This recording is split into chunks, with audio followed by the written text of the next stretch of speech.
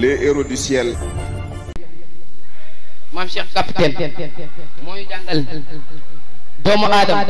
destin la moom nit volonté la moom kon nit doomu aadama mooy def volonté pour yegg si phase nit seen cheikh ni la lahu himmam la muntaha li kibariha wa himmatuhu sughra ajallu min ad-dar kon da ngay def volonté pour mën a jóge ci doomu aadama jëm si nit mais bu yeneen bi ñëwee am na yu mu andi ndax la jëlee nañu si doomu aadama yóbbu leen si nit andi na julli fa inna salaata tanha anil fahshaa'i wal munkar julli dafay dindi jëf yu ñaaw yeeg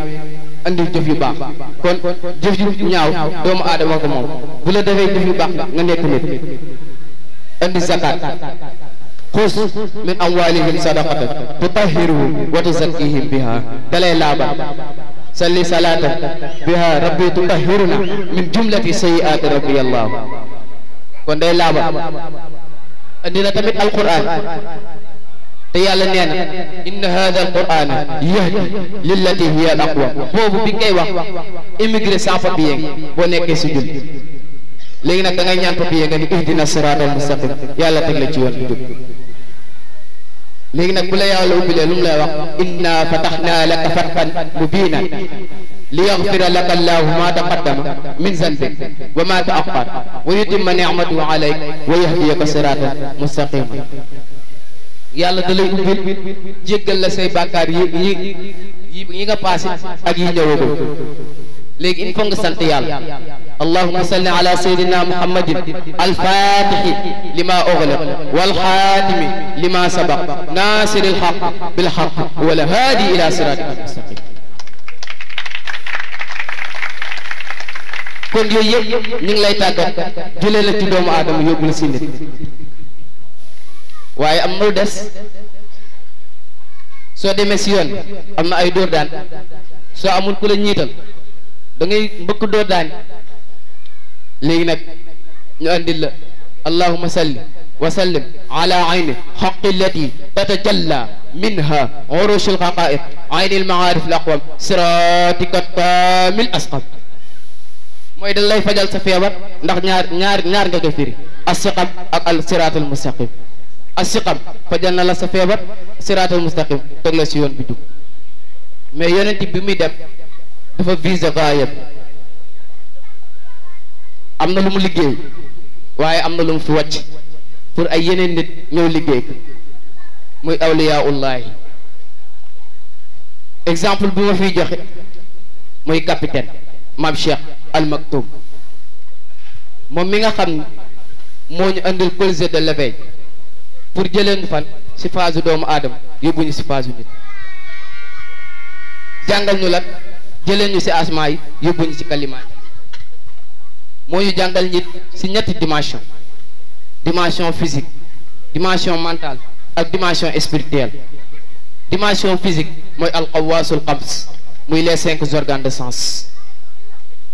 donte la sax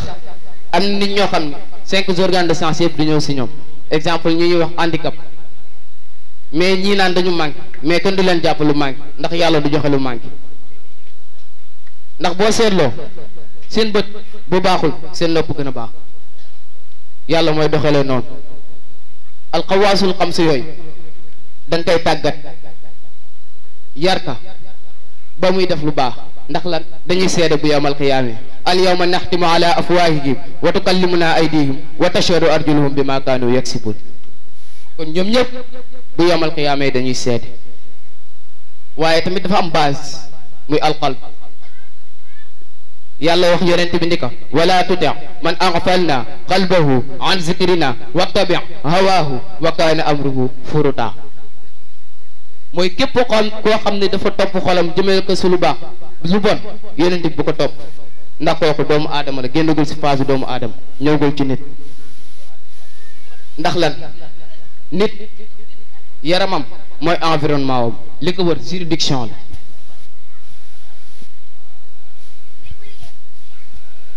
bu jëm si dimension mentale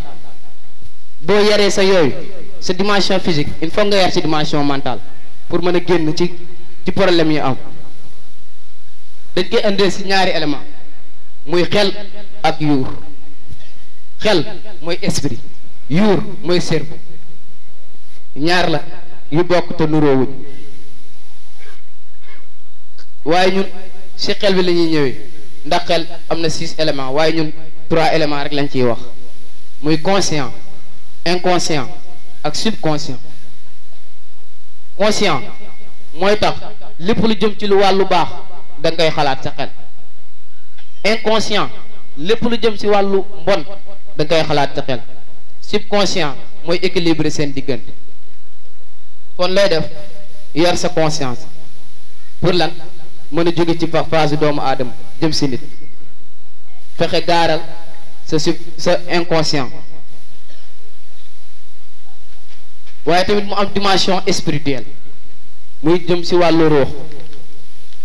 yasalunaka anir ruux xulir ruux min amri rabbi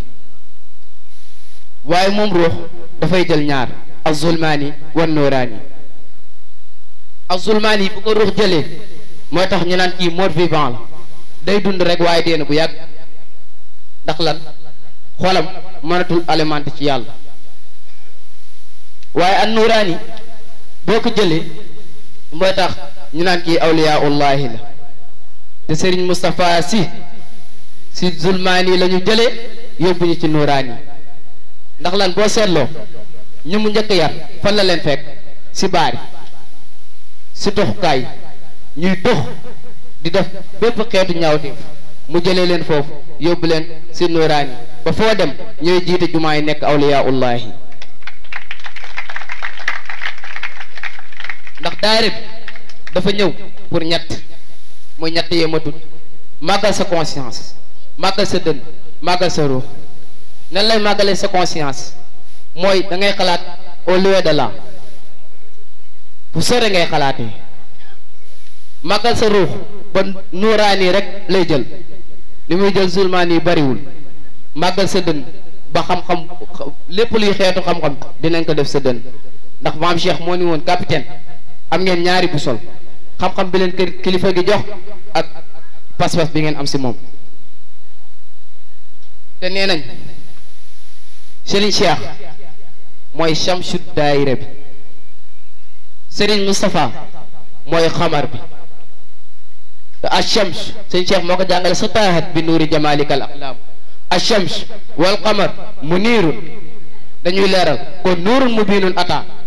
nuural mubiinan li irshaadi daairatul mustarshidina wal mustarshidaat ndax lan jubal niñ jamii al xalq yallaahu kon Maodo visé na gaayib ndax lan nuurun min an nuuri qad awdaxtahu xikaman tafiidu faydan ala al axlaaqi yallaahu kon dañ lay jëlee ci doomu aadama yóbbu la si nit kon jaaraama Serigne Moustapha Sy moom mi nga xam ne moo ñu jëlee ci doomu aadama yóbbu na si nit wasalaamu aleykum wa rahmatullah. Spiritualité, ce sont deux concepts différents ndax jigéen mooy xolu pénc mooy te buñ nee xol mooy li nga xamante ni moom la ñu qualifié nit moo tax suñu borom waxoon ni ci alxuraan ila man atallahu bi xalbi sallim mu ni xajuma fenn fudul ci xol bu sell loolu mooy firndeel ni jigéen mooy magasin wu yàlla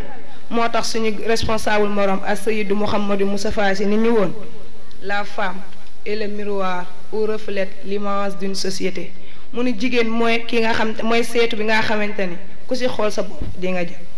mu ni bu nee spiritualité mooy li nga xam ni mooy tax nit mën a jege yàlla te bu ñu xoolee suñu société bii ñu nekk lu ci ëpp góor ñi leen koy qualifié te pourtant jigéen ñi mën nañ egg ci dimension boobu ndax góor ñi seen spiritualité nawaafile yi moo leen koy may te jigéen lan mooy nawaafilam mooy xëy suba teel di bale digga kër picc yi di ko sàbbaal bu paree defar ndéeg ak kanam gu leer bu paree togg añ attaaya ak yi wasa nekk yépp mu ni te cër boobu liggéey moo koy maye ndax talabul ilmi faridatun ala kulli muslimin wal muslimaati mu ni jaamu yàlla faratale ci bépp jullit bu góor ak bu jullit bu jigéen mu ni tey soxna yooyu mën nañ am ay exemple ci soxna yooyu yi amoon cëru yàlla yooyu ku ci mel ne Seyda Fatima ko nga xam ne daa sellaloon ba du nelaw guddi décroché woon titre Fatimatu bintu Xadd Muminin mu ni sëñ yonente bi sallallahu alayhi wa sallam newoon na ko maay sa baay de waaye du tax nga dugg àjjana liggéey rek moo lay yóbbu àjjana te liggéey na ndax comme na ko sunu responsable moral doon expliquer sa Sénat ba rek mu ni numéro de matricule la te ku nekk fa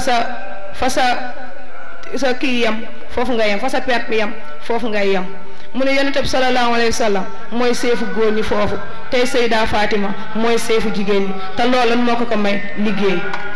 mu ni bu ñu jàllee si l'exemple Rabiatul Adawi moom mi nga xamante ni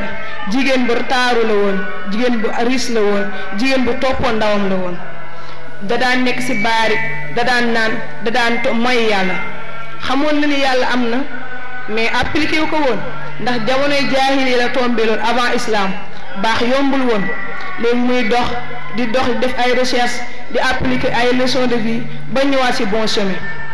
demoon na ba mënatul xajoo keneen ku dul yàlla mu daal di jël alal ji mu amoon yëpp jox ko jëkkëram ni ko jéggal ma ndax benn xol laa amoon tey yàlla fees na ko dell. mu waxee responsabilité kenn du ko am dañ koy mat kon bu ñu waxee mat boobu noonu wax ñu mag ñi kase ndax lan aux ans bien nés la valeur n'attend point les nombres d'années kon te innamal insaana bi asgharihi qalbihi wa lisaanihi fa in manaha allahu al-abda lisaanan laafizan wa qalban qaafizan faqad ajaadahu al-iqtibaar wastahaqa al-kalaam. mu mel ni la responsabilité du Moustarchid junior dans l'édification d'une société en projet te bu ne penc kan moo ko yàq ñu ni ndaw ñi ñoo yàq penc bi kon bu ñu bëggee defar penc moom dañuy defar ndaw ñi ba pare mu mel ni ndaw kenn ko yar dañ koy waajal bu màggee préparé bu màggee yar boppam te kan moo war a yar ndaw boobu ñu ni jigéen ndax lan jigéen mooy école al ummu madrasa kon ndaw war nañ ko yar 40 ans avant te moo nekk li nga xamante ni sunu maam Cheikh waxoon nañu ko te war nañ ko tamit préparer sur tous les plans ndax lan il est bien plus beau de savoir quelque chose de tout que de savoir tout d'une chose mu mel na war nañ ko préparer ci plan yu yëpp ba dara du mën fees bëtam dara du ko mën a fëkk te sunu responsabilité dafa nekk lu nga xamante ni nag dafa rëy kon sunu ko xamul duñ ko mën a doxal te bu boobaa dina sooxe mu mel ni ndaw mooy nekk yaakaaru ëllëg kon yow mi nga xamante ni ndaw nga te bokk nga ci daayiratul Moustarchidine yaa ayyuhal mudassir jugal nga doxal mission boobu noonu nga xamante ni teg nañ ko sa loxo kon am na ay bagages yu nga xamante ni ràngoo nañ da war nañ ko ràngoo te loolu mën nañu sunu responsable moral Cheikh Seydi Mouhamadul Moustapha al Mourchid matale na ko kon ñun ñoo ci des sunu responsabilité kon bokk na ci bagage yooyu noonu ñu jël ko séddale ko tasaare ko ci penc mi ndax laqad kaana lakum fi rasulillahi uswatu hasanan liman kaana yarju llaha wal yawmal aaxir wa zakara allahu kasiran mu mel ni ki nga xamante ni ndaw la bokk ci daayiratul Moustarchidine wal Moustarchidaat nekk MJ war naa nekk modèle bu rafet ci ki nga xamante ni dafa gëm yàlla gëm yi bésu penc gëm bésu penc te tudd yàlla lu bari mu mel ni ndaw bu bëggee defar penc du daane li nga xamante ni fekk na ko fi te sunu père yi nga xamante ni ñoo fi toog ak sunu maire yi def ko fi mu mel ni kon war na sof li nga xamante ni moom lañ fi tabaxoon ba chaîne bi mën a nekk chaîne bu gudd kon ki yore responsabilité war naa wut mag bu nga xamante ni naw na liggéeyam mag bu mu naw liggéeyam des ko noppam ngir mu mën tabax penc moom te lan la ñuy wax ku la jiitu ci néeg mën laa wax fi ngay toog mu mel ni défi yu ñuy xaar dafa bari kon mu mel ni mënul yomb ndax ñagas-ñagas yu ñuy xaar Mais concevoir un monde sans obstacles serait même ignorer la nature des choses, et les obstacles sont là pour être franchis.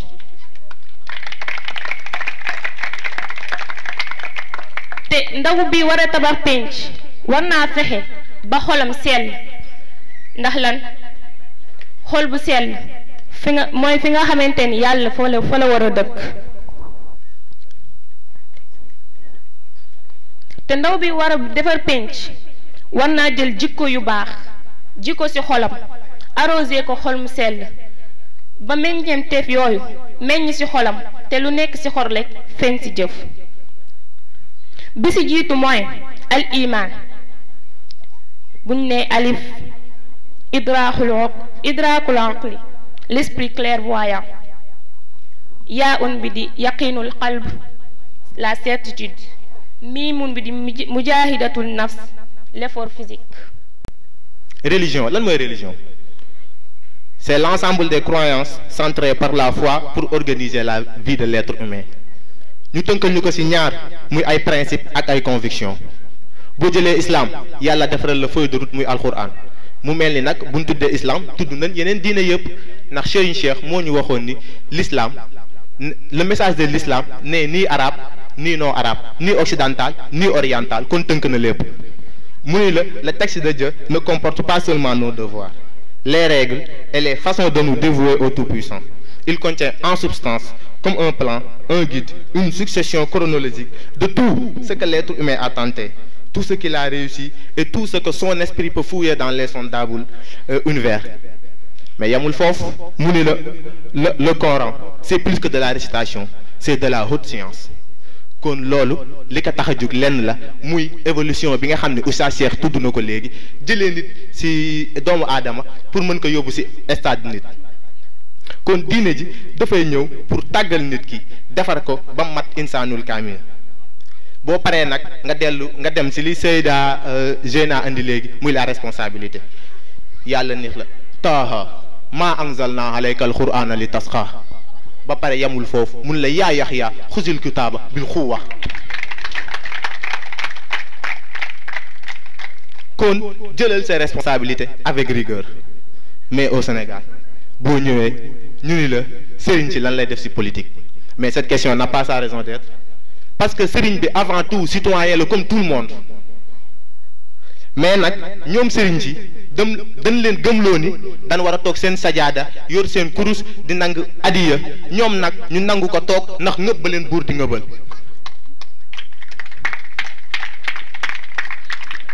bu ko defee nag ñuy xaabari di yëgëri au nom de quoi.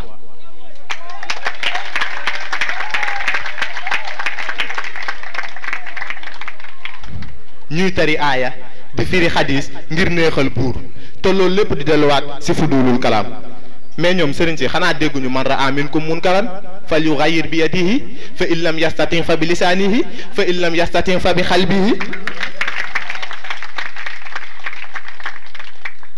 ba pare ñi leen gëmloo loolu crise bu amee Sénégal ñoom ñooy génnaat naan na kilifa diine yi génn lu fuñ jëmati. te ñoom xanaa gis ñu Seydina Youssouf moom mi nga xam ni il a incarné le pouvoir et la prophétie di ko doxal ba décroché xafizun alimun. xanaa gis ñu Seydina Souleymane ni mu toogee ci buuru ci siège président la yoree nubuwaam aussi di ko doxal ba pencam jàkk. mais xanaa gis ñu ki gën ci nit ñi muy Seydina Muhammad sallallahu alayhi wa sallam nga xam ne il a lié la politique et la religion defar penc boo xam ne moo gën a jag ci penc yépp ba décroché faaxan nabiyina fii xalqihi wa fii xuluqin walam yudaanuhu fii xelmu sayaasa mi ngi ci biir. mais même bu dul loolu sax yàlla moom la ñu joxoon ndax laqad kaana lakum fi rasulillahi uswatun xasana nga jël Aboubacar jël Omar jël Ousmane jël Ali mais ñoom ñaar ñëpp loolu lañ def doxal politique bi di doxal diine ji ba seen penc moo gën a jag ci penc yi. mais ñëwal au Sénégal Maodo nan la def ba am zawiya Ndar am zawiya Dakar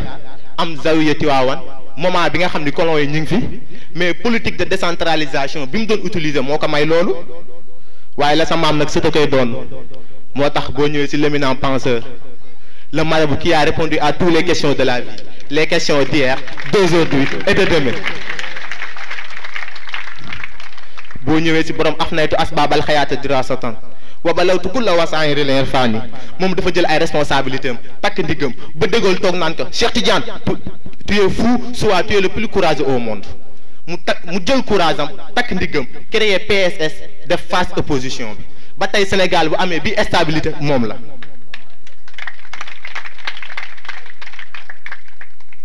Serigne Cheikh sa phosphate ba Serigne Cheikh sa Sococim Serigne Cheikh sa industrie de tomate Serigne Cheikh sa tool ya Serigne Cheikh sa commerce ba moo fi njëkk nekk Maroc boo xam ne ambassadeur la si Égypte fa la waaye woon xac yi daam ba sax uhdi wa may yuhdi ila asadin siplan fa xadd aw fa ilal asadi tim naseer naan ka faqbalhu ramz xaqidatan malata sadri wa sadra sahbi wal baladi yaa ayuhal mabuusu fii zamani yaxtaaju fihi l xaqu lil xuraba kon moom mën na ni jëloon na ay responsabilité am ba mu si tolloo ba bokkul si suñu sëriñ suñu am fii léegi ndax les occidentaux ñoom li ñuy œuvre lépp benn mbir rek la muy bloquer l'islam boo demee Égypte nga xool lañ fa def nga dem Turquie nga xool lañ fa def moo tax Serigne Moustapha waxoon la en 2015 ni la yaa rasulallah est-ce possible que l'islam, ta religion, soit aujourd'hui victime d'un complot étatique internationalisé? Mais yamul foofu mu ne le monde islamique est en crise mais cette crise n'est pas causée par le peuple mais il est causé par ses dirigeants kon nag da ngay gis ni politique ak religion dañ war a am une relation de complémentarité politique bi ak religion bi dañ war a dawandoo même vitesse buñ accès ci carrefour bi ñu mën a ànd dem bâtir une société nouvelle benn war ci jiitu moroomam fekkee politique bi dafa jiitu diine ci nit ñi dañuy sànku ndax une vie sans religion est un bateau sans gouvernail te booy xool corona bi li mu fi def léegi nga dem màkk ñu tëj ko nga dem ci yenn ci jumaay ñu tëj ko nga dem stade yi ñu ubbi ko nga dem ci daasiñ yi ñu ubbi ko mais au nom de quoi?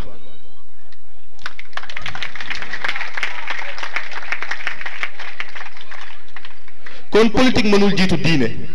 mais diine aussi mënul jiitu politique ndax balaa ngay jaamu yàlla sa biir fees fii ku fi amul dépense boo taxawee di julli sa concentration du mat kon ñoom ñaar dañu war a ànd te fekkee diine ji dafa jiitu politique bi pauvreté bi daf fiy des insécurité bi famine bi yëpp dañ fiy des te booy xool crise yi am ci politique yëpp diine ji dafa tegal ay solution mun la yow chef d'état bi fekkee da nga manqué ay principe manqué ay conviction ashhadu an la ilaha illa allah wa ashhadu anna muhammadan rasulullah mu joxoñ la seydina muhammad moom mi nga xam ne huwal amin al amaana dugg muy la bonne gouvernance te booy xool aussi suñu politiciens yi am ci Sénégal ba léegi yor nañ jikko yoo xam ne ku leen arrangé wul rek ñu opposé la à chaque fois nga leen di wax lu leen jariñ ñu jàpp ni c'est un opposant qui parle corruption bi nekk fi vol bi nekk fi ak yeneen ak yeneen imam bi dafa doon wax benn waay ni ko fii de lu fi waay sàcc bu yowmal xiyaamee daa ko yenu rek waa ji ree mu ni ko looy ree mu ni ko man damaa xam ne ay mbuus rek laa daaw sàcc kon naa ko mën a yenu kon nag ñuy sàcc suufu jaamur rek bâtiment jaamur moom laa yërëm mu ni la nag jikko yooyu fekkee da nga ko bëgg dindi islam ni la as-salaat ndax inna salaata tanha anil faxsaa'i wal munkar mu ni la dina la tàggat ba nga xam ne doo bokk ci suñu politiciens yi nga xam ne li ma taquluna maa laa tafalun rek la ñuy def ndax yaayoo lazina amanu li ma taquluna maa laa tafalun kabura maqtan indallahi an taqulu maa laa tafalun ndax lan inna allaha yuhibbu lazina yuqatiluna saffan ka annahum bunyanun marsus mu ni la fekkee da nga bëgg xeex pauvreté mu tegal la az-zakat ndax innama sadaqat lil fuqara ba pare ni la waat wa yut'imuna ta'ama ala xubbihi miskinan wa yatiman wa asira kon xanaa ki defaral na la feuille de route ba pare dina tourné waat dindi seew iñaan nay soxor ndax laa taxaasadu wala tanajasu wala tabaagadu wala tadabaru wala yabihu ba'dukum ala bayhi ba'din wa kunu indallahi ixwana mun la yemul foofu mu tegal asawmu ramadan mu ni chef d'état bi fekk mi ngi sentir xiif bi nit di xiif conscience am du ko may mu tëdd di nelaw te wóoru ko ni askanam ñëpp lekk nañ ba suur conscience am du ko may muy jël dund bi askan bi war a dundee di ko yokk ndax léegi dafa am benn dof bu demoon ci benn fenêtre maître bi di jàngale ni 2 plus 2 am benn élève bu yëkkati ni 6 dof bi ni si Sénégal métti na 2 plus 2 bi nga xam ne 4 la woon sax léegi 6 la mais tegal na la beneen muy muy xajul bayt boo demee màkk ñëppay tolloo kenn nekkul au-dessus de kenn kon mu lay wan foofu ni justice dafa war a am ndax si la justice cesse d'être refuge des gens innocents à Dieu l'espoir du peuple kon nag da nga war a allier politique ak religion pour bâtir un Sénégal où religion et politique seront appliquées dans la perception la plus sacrée kon jaaduwul borom xam-xam yi di limiter seen bopp ci seen sajaada mu mel ni nag l'héritier ultime de tous les temps loolu la teel a comprendre mu mel ni l'étoile de Tivaouane loolu la teel a comprendre mu mel ni le sauveur des âmes loolu la teel a comprendre mu mel ni le sage gâté du ciel loolu la teel a comprendre mu takk ndiggam jël courage am fekk nit ñi ci danse ni mu génnee leen def leen ñu mat yàlla jaam nekk ay incorruptible ay indestructible mu ni leen enraciné wu ngeen ba pare def leen ouverture fan ngeen jëm sa penc ma ndax penc ma dafa xajam le rôle d'un moustarchide c'est avant tout d'être des perfectionnistes dans un monde où toute perfection semble être dérisoire ba koo ci teg ci continent mu diriger ko ndax les musulmans sénégalais n'ont pas besoin de tramer un complot ce qu'ils ont besoin c'est d'avoir la paix et la liberté de dire oui ou non quand il le faut mu ne la le pouvoir c'est le sens de responsabilité le signe apparent du pouvoir c'est le prestige et nul n'est plus prestigieux que le religieux kon nag da nga war a allier ñaar ñi di def politique di def religion ba am li nga xam ne moom la Serigne Cheikh waxoon ni pencim du jag fekk ministre bi génnul ci bureau dem jiite nit ñi jumaa ja kon nag fa haza Cheikh Seydi Mouhamadul Moustapha Sy ajibu na nga ko wuj isa daa bu la woowee fi sa yaa sa politique bi ajibu na nga ko wuj isa daa bu la woowee fi diini sa diine ja ndax daa ilallahi fal mustamsikuna bihi mustamsikuna bi fadlin ghayra munqasim kon nag on est moustarchide lorsqu'on met nos compétences à la service des autres. On est moustarchide lorsqu'on met nos compétences pour relever les défis politiques. On est moustarchide lorsqu'on met nos compétences pour relever les défis religieux. On est moustarchide lorsqu'on met nos compétences pour lutter contre les 7 péchés capitaux. On est moustarchide lorsqu'on met nos compétences pour incarner les 7 vertus impériales. On est moustarchide lorsqu'on met nos compétences pour universaliser le travail de Cheikh Seydi Mouhamadul Moustapha Sy. On est moustarchide lorsqu'on met nos compétences pour être des modèles, des références, des miroirs où se reflète l'image d'une société modèle. kon nag bu Sénégal fayee naar bi xoromam dinañ xam ni law lam yalux fii fada il kaw ni talaatuhu tabxal bariyatu fi zalma iyallahu wasalaamu aleykum wa rahmatullahi taala wa barakatuhu. Les héros du ciel